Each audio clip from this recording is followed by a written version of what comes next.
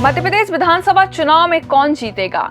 यह एक ऐसा सवाल है जो हर किसी रणनीतिकार या फिर चुनाव में रुचि रखने वाले व्यक्ति के दिमाग में कौंध रहा होगा। इसी बीच इन सवालों का जवाब बहुत से सर्वे दे रहे हैं। इन्हीं सवालों के जवाब को हम आप तक पहुंचाने के लिए एक बार फिर हाजिर हुए। नमस्कार, मैं रिद्धि, आप देख रहे हैं प्रदेश तक। यदि मध्य प्रदेश देश का दिल है तो मध्य भारत एमपी की धड़कन है। एमपी की धड़कन की कमान इस बार किसके हाथों में आने वाली है, ये बताएंगे इस रिपोर्ट में विस्तार से। पहले मध्य भारत की कुछ खासियत जान लेते हैं। मध्य भारत में भोपाल भी आता है, वही भोपाल जिसे शायद आप भोजता या झीलों की नगरी के नाम से जानते होंगे।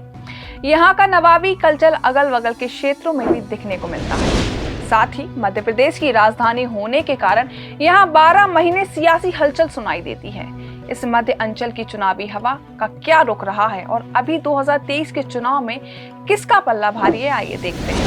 मध्य क्षेत्र में 5 जिले भोपाल, सीहोर, विदिशा, रायसेन, राजगढ़ आते हैं, जिसमें करीब 25 विधानसभा सीटें आती हैं।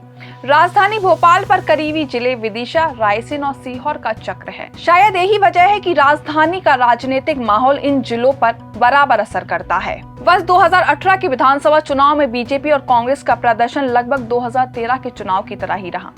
तब बीजेपी को 17 सीटें मिली थी और कांग्रेस को 7, वहीं एक सीट पर निर्दलीय की जीत थी। वहीं 2020 में सत्ता बदल के बाद मध्य भारत की 25 सीटों में से बीजेपी को 17 और कांग्रेस को 8 सीटें मिली। मध्य भारत बीजेपी और कांग्रेस के बड़े नेताओं का कार्यक्षेत्र रहा है। वर्तमान मुख्यमंत्री शिवराज सिंह चौहान इसी संभाग के विदिशा और सीहोर जिले के बुधनी से चुनाव लड़ते आए हैं। वहीं बीजेपी के कई दिग्गज जैसे वरिष्ठ नेता सुंदरलाल पटवा, बाबूलाल गौर के सभी चुनाव क्षेत्र भोपाल और रायसेन जिले में रहे हैं।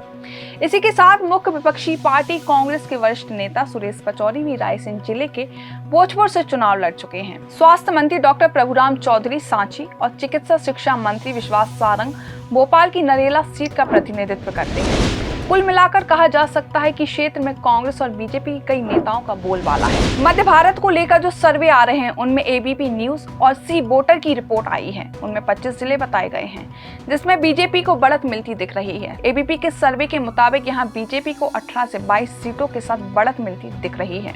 वहीं क्षेत्र में कांग्रेस को सिर्फ 3 से 7 सीट मिलती दिख रही हैं। टाइम्स नाउ नव भारत के ओपिनियन पोल की माने तो यहाँ से बीजेपी आगे दिख रही है। इस सर्वे में मध्य भारत की कुल 36 सीटें बताई गई हैं, जिसमें भारतीय जनता पार्टी को 22 से 24 सीटें मिल रही हैं। वहीं कांग्रेस को 12 से 14, वहीं अन्य को यहाँ एक भी सीट नहीं मिल रही है। जी न्यूज के ओपिनियन पोल की माने तो इस पोल में मध्य भारत में 26 सीटें बताई गई हैं। बीजेपी को 18 से 20 सीटें, कांग्रेस को 6 से 8 सीटें और अन्य को एक भी सीट नहीं मिल रही। 3 फैक्टर है जो मध्य भारत के चुनाव की दिशा तय कर रहे हैं। पहला मुद्दा तो युवाओं में रोजगार का है। दूसरा है ओल्ड पेंशन स्कीम पर भरोसा, जिसका असर कर्मचारियों पर साफ तौर पर दिख रहा है। पार्टी चाहे तो तीसरे मुद्दे के जरिए चुनावी किला भेज सकती है, वो है मुफ्त की घोषणाओं का असर, जिस पर जनता की अलग राय है। बस जरूरी है कि जनता की राय को समझना और उसी के साथ सही तालमेल बिठाना। फिलहाल इस खबर में बस इतना ही।